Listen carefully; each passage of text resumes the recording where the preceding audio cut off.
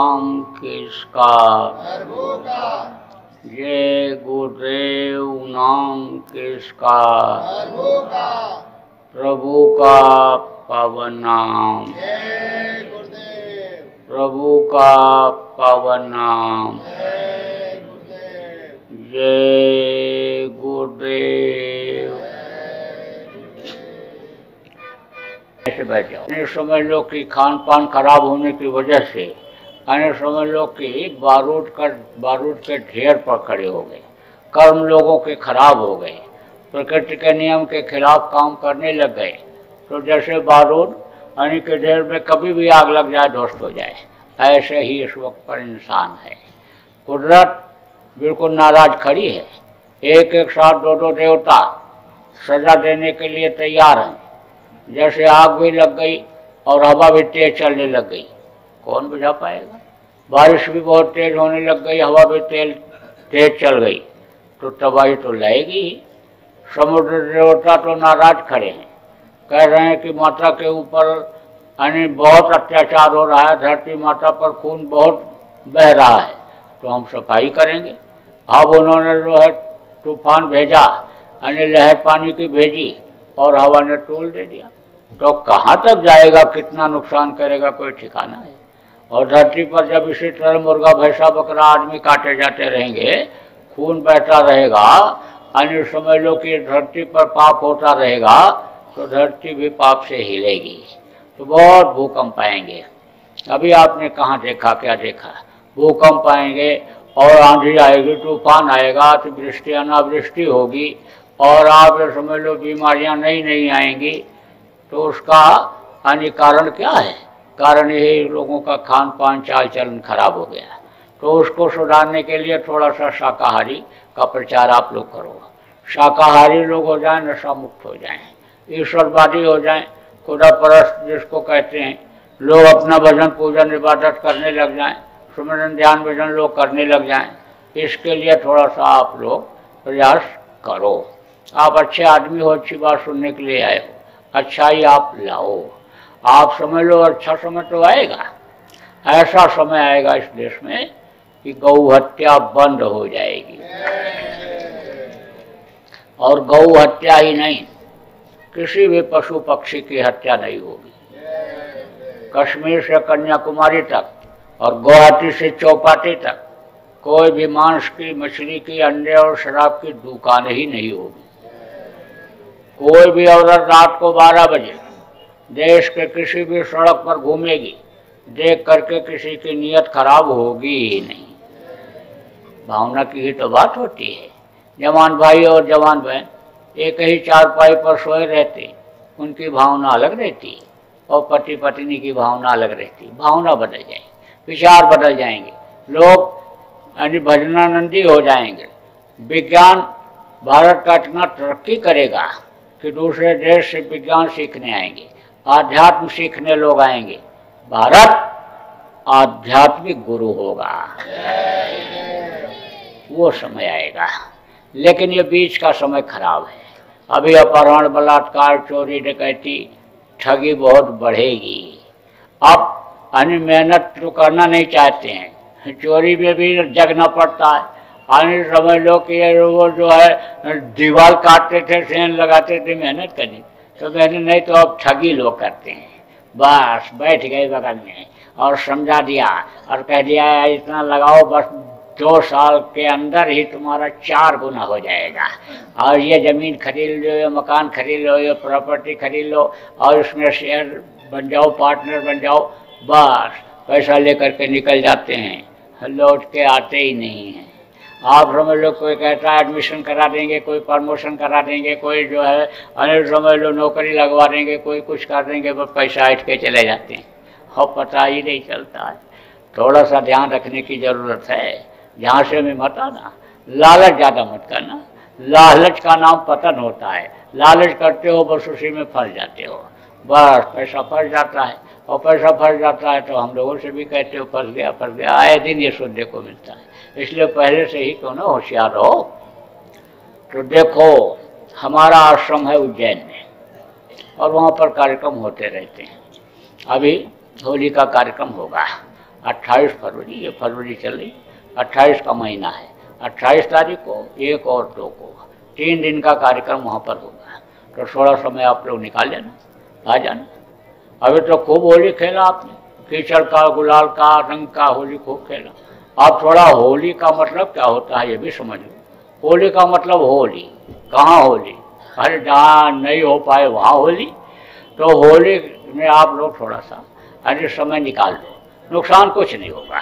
आप यही करके देख लें, दुकान बंद करके भी आओगे तो लौट करके आओगे तो आपको चोरी नहीं करना पड़ेगा, मिलावट नहीं करना पड़ेगा, कम नहीं तोलना पड़ेगा, बिक्री बढ़ जाएगी, मुनाफा बढ़ जाएगा।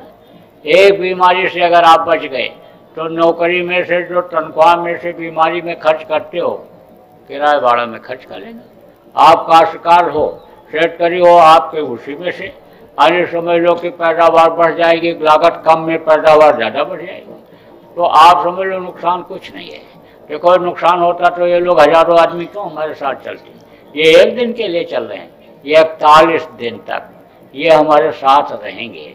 अपना खाना, अपना खर्चा, अपनी गाड़ी और अपना सब। ये भी गृहस्थ हैं, कोई साधु तो है नहीं।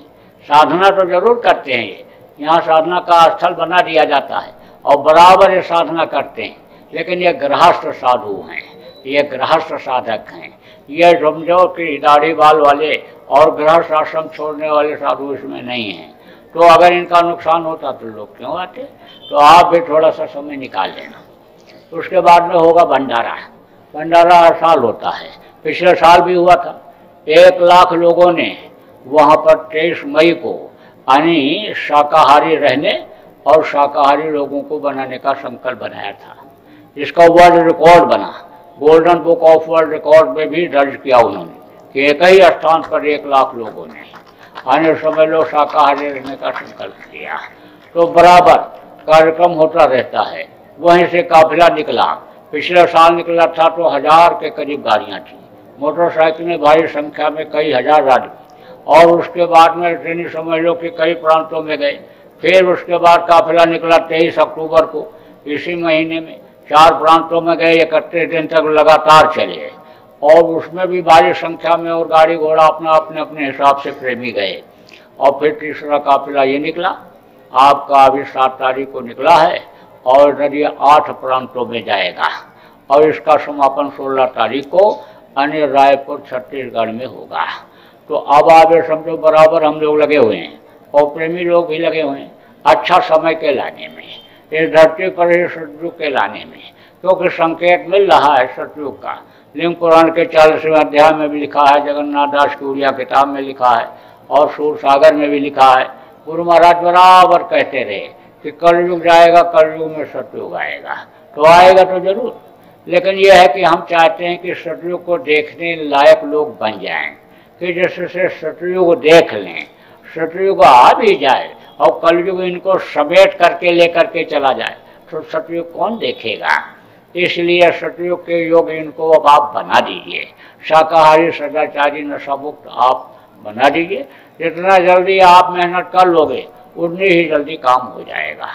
वैसे तो समय पर हो जाएगा, लेकिन निमित्त आप बन जाओगे तो आपका भी भागीदारी इसमें हो जाएगी, आपका भी नाम हो जाएगा। तो बोलो जय गुरुदेव। तो आप छुट्टी कर दें, अगर भजन कराए छोड़ने वाला नहीं। बैठ जाओ, 5 मिनट के लिए बैठ जाओ। भजन भजन कहते हैं कान से सुनने को। तो डालो कपड़ा ऊपर से, कपड़ा डाल लो। कपड़ा सुमिरन में भी डालेंगे, ध्यान में भी। और बोलते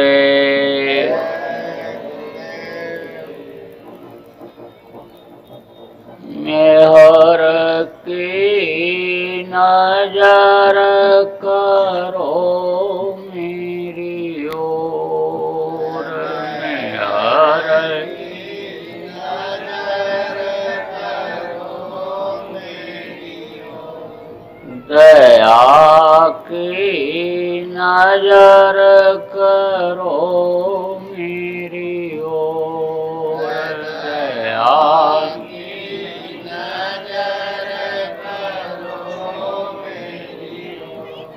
इस दिन तुम्हें निहारूं सतगुरु निश दिन तुम्हें निहारूं सतगुरु जैसे चंद्र चकोर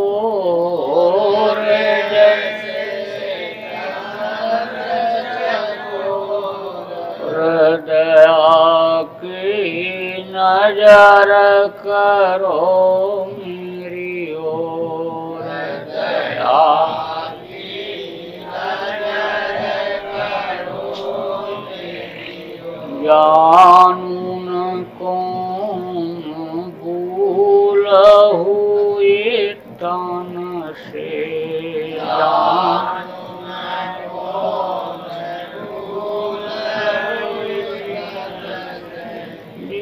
हमसे मुख मोड़ ले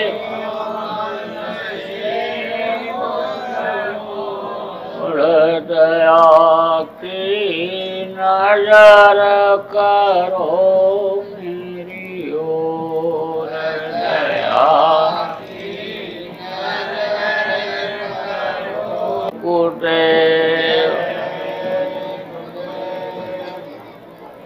आपने इतना समय दिया, हम आपके आभारी हैं। प्रचारक के, व्यवस्थापक के, जिन्होंने अच्छे काम के लिए जगह दिया उनके, जिन अधिकारी कर्मचारी प्रबुद्ध नागरिकों ने इस कार्यक्रम को संपन्न बनाने में मदद किया, हम सबके आभारी हैं।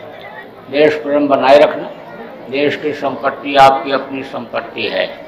हड़ताल, तोड़ फोड़, आंदोलन, डरना गिराव से सब लोग दूर रहना और अधिकारियों कर्मचारियों के काम में बाधा मत डालना, उनका सम्मान करना, नियम कानून का पालन करना, बूढ़े बुजुर्गों का सम्मान करना, माता पिता की सेवा करना, शाकाहारी रहना, लोगों को भी शाकाहारी बनाना और भजन जो बताया सुमिरन ध्यान भजन सब लोग करते हैं।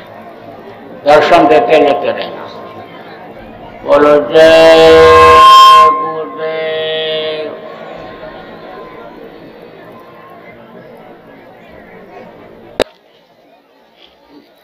ये अभी आपके सामने पूज्य महाराज जी से यहाँ के मानिंदे लोग आशीर्वाद प्राप्त कर रहे हैं।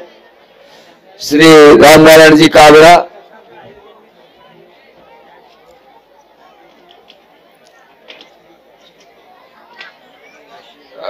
और श्री गंगा प्रसाद जी तोसरीवाल, श्री विठल प्रसाद जी खठौर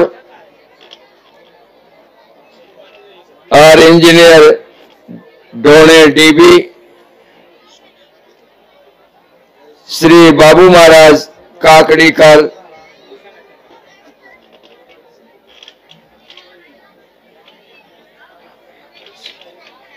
और श्री रामेवर जी तोसरीवाल और आप डॉक्टर दागड़िया जी और डॉक्टर भंडारी जी, ये सभी महाराज जी से आशीर्वाद प्राप्त कर रहे हैं। प्रणाम करके